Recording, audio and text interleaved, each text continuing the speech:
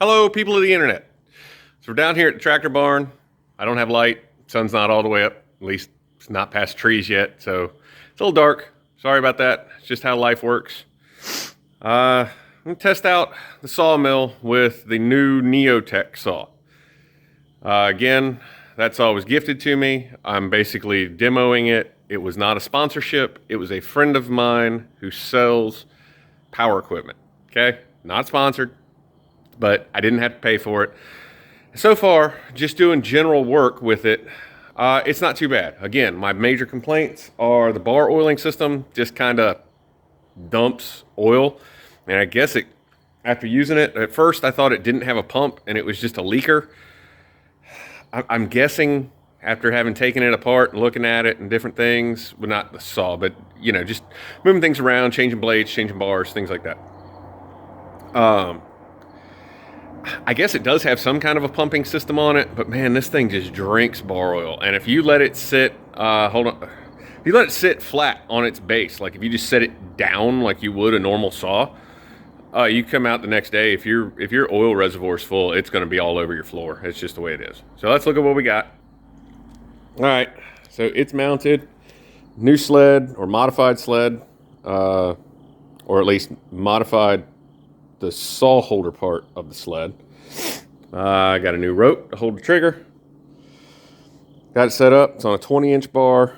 I believe these saws recommend a minimum of a 24-inch, but I just didn't feel like changing my stuff out right yet. This is all still testing and working the bugs out and things like that.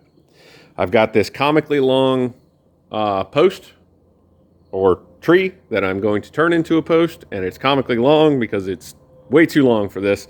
So I'll have to get to, this area, pull the saw back, pull my holders, slide it back, put my holders in, and it's fun. One that I did a while ago, I cut a slab off of. Another one I did a while ago, cut a slab off of. And then 1, 2, 3 that I would like to turn into chunks. Yes, that one is short, but I'm hoping, sometimes you need like baseboards and stuff like that. You need shorter boards. And so that was a good piece that I could take out of that tree, and I'm going to put it to use, or at least the very least I'm going to attempt to. So I guess I ought to quit yakking and start trying to cut. Okay, so for those of you with a keen eye that are watching the bulk sped up footage, or that paid attention when I did the first point out and talk through, this is very wonkety. You can see, it comes up there, goes down there, it's on a knot, comes up again. It's not good for doing this. Do not pick wonkety boards like this. They're not good. It's not what you want. This one actually started rolling on me in there. I think number one, I'm going to need some bigger backstops back here. Like taller or more substantial anyway. I didn't want to get them too big because I wanted to be able to keep my cut low if I needed to. But I think that's just going to be what it is. And this, I think, is just going to get logged up for firewood more than anything else, because it's just, as I was trying to come in here, it canted, and then it kept trying to twist as the saw was cutting through it. I was putting the blade in the bind. It actually started shooting sparks a little bit. So we've been in a drought, and we're covered in sawdust in a barn that's, well aged. So let's not throw sparks. That's a bad idea. I think to continue this, so don't call it a total fail, I will pull this piece and then load up one of these straighter pieces, like this one here. This one's a lot more straight all the way down the entirety of the run. And these two, or all three of them actually. This one's got a crooked cut. I cut it this way with a little bit of an angle. But like that, this one kicks up right here at the end. But if I just cut slabs out of it, that'll be fine. This long one here is actually pretty straight. it doesn't have a whole lot going on with it. So that one might be just slab, maybe post. I don't know. I'm gonna play around. I know that some of the, like I said, this is comically long and it is not ideal. I'm not as worried about the knots that are in it, but the fact that it's snakes is bad. You don't want that. You want them as straight as possible. So, you know, do as I say, not as I do, and everything will be fine. But overall, saw seems to be cutting well. I think my chain's getting dull. I've been using it, so I think my chain's getting dull. Saw's cutting well, and I'm gonna unload this log, load a new log in, and see where we can go from there. Okay, so the sun has cleared the tree line. Now it's hot. Well, I guess it's not really. Yeah, you probably can't see it. Either that or I got too much sawdust. It's still cold enough I can, you know, make smoke clouds. Anyway, back to the project. So I didn't film it because I forgot. And I'll try to remember to put bulk footage up for the next one I do. So it came out pretty okay. This is a new board. This is a new log. Because I don't remember if I said it about the wonky one I started with or not. This is a new log. I'd already cut 2 sides on it, so it had 2 flats, or reasonably flat. Get into that in a minute. And I cut the other 2, so it's reasonably square. Trapezoidal. Rhombus. I don't know. What's the one where you take the square and tilt it? That one. Parallelogram? I don't. I married a mathematician so I could stop doing math. Let's look.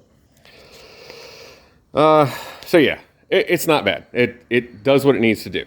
It'll give me rough cuts of a general shape. Now, I will still have to come through and debark some of it. You know, this one, overall, this one was about as small as you could go for a true 4-inch by 4-inch board or post or whatever. I want to say it was around 6 inches across the diameter. I don't remember, but it came out all right. So number one issue, I get a bit of bar flex. So while the bar is here and I did level it when I built everything, when you start using it, you do get a bit of bar flex like this. So I can definitely see why, like, the Alaskan mills have the end that comes over and holds everything. So that is probably something I'm going to need to look at making to keep the bar from flexing. To make this track work, and some of this could be me, some of it could be the plans I use, some of it could be a combination of a lot of things, but there is a bit of slop both this way, between the bottom of the sled and the top of the rails, so up and down, and there's a bit of slop left and right.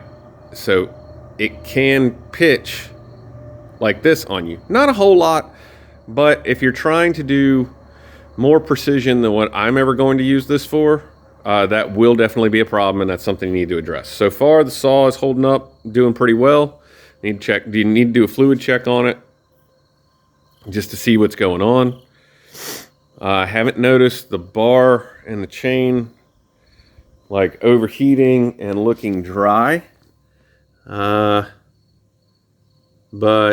so I'm going to assume that the oiler is still working properly. Yeah, I think you can see a little bit. It's a little wet down there. So that's all I can do. I'm not going to do the whole drip system, I don't think, on this. So what this is, for people that don't know, if I didn't explain it when I built this, let me flip the camera back around. Hold on, let me get in a position so you... All right, there. I didn't get the sun behind you this time. So this is an experiment. I knew I could get a hold of a power head and a saw to use, and I had the scrap lumber laying around to build the sled, the track, everything like that. And I've got the forest.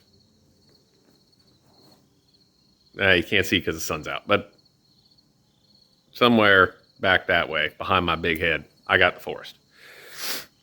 So I need a couple of rough structures. Yeah, like storage stuff. I would really like to have a bandsaw mill. Right now, even a Harbor Freight one, you know, I think they're the cheapest ones I priced out. They're like $3,000, $3,500.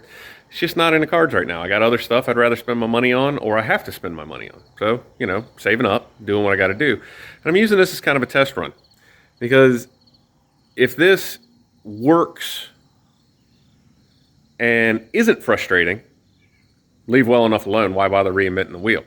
If it works and it's frustrating, okay, then it's time to upgrade. If it doesn't work at all, then maybe I just need to look at paying somebody to come in and slab all my stuff for me when I want it. You know, I'll cut down a bunch of reasonably straight logs, stack them up in an area, pay a guy to come in, cut them all up. He can haul out. I can do what I got to do. It's one of those things. I'm trying to figure out what the best use of a lot of things are. And so that's where I'm going with this. Okay? That's what it is. So, you know, negative comments be damned, but there's just, you do you. This is just how I'm going to start out with it. All right? I figure it's a good plan. You know, if it's completely miserable and doesn't work, scrap it. I'm not out at a big loss. If it works but it's frustrating, okay, I need to look into upgrading to a true machine instead of doing it like this. And if it, you know, works 100% fine the way it is, screw it. I'll just use it until it rots out, and then I'll buy a new machine. So let's get back to cutting. I'll try to remember to set up the bulk camera so at least you get some footage of me actually, you know, ripping a slab off of something. And we'll come back in a few minutes.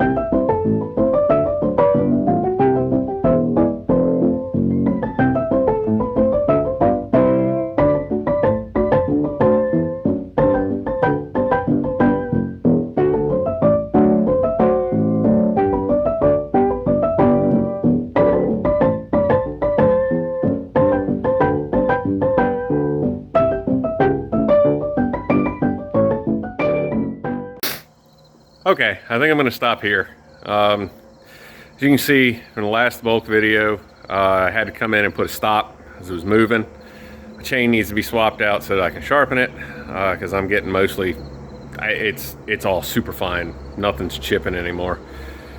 I got 2 planks cut out of this one, and I could probably get a third, but I got to figure out a better way to rig everything, because right now it's going to be cutting into my stops, I guess. And I might just go ahead. The back stops are shorter than the front stops, or the outboard stops, little triangle ones I'm putting in. So I might just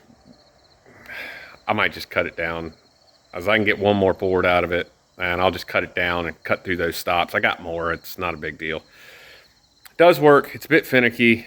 I do think that my height adjustment screw is walking on me a little bit as I'm using it.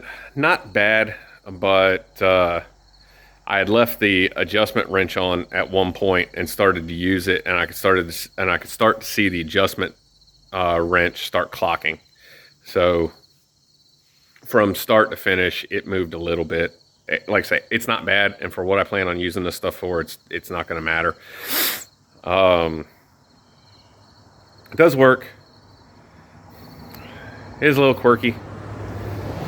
I think it's a bit better than just the aluminum frame with, like, I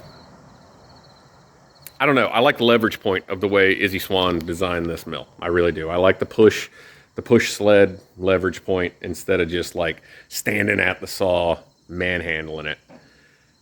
I do think though, because it is working out pretty well, I do think though that I really want to get a bandsaw mill. So I'm going to use this one, do some stuff, make some stuff. I really want a bandsaw mill though. So I think that's going to be one of the big projects to save up for. So far, so good though. And the Neo-Tec's holding up. The Neo-Tec is not.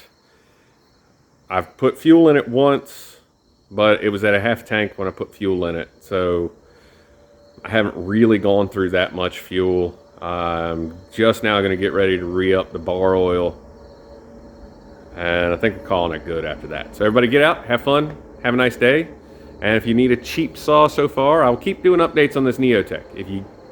But so far, I think, you know, one of the commenters when I did the review of it said that these things are like shipping, I think, is just a power head. I don't know if it's got a bar and a chain. I don't know how it's going to come. But I want to say like just shipped out is like $300. I think that's cheaper than when I looked it up. Maybe they're running a sale. I don't know. I don't know. But so far, so good on the Neo-Tec. Like I say, it's not a professional saw. I'm not expecting it to last like a professional saw. But so far, so good. So that's always a plus. If you need a big saw and don't have a big wallet, might be a place to start. Maybe this is a stopgap for you. You know, you can get it now, keep saving, and by the time it blows up, you'll have saved up enough for the professional. I don't know. But get out, have fun, have a nice day, and go do something you like.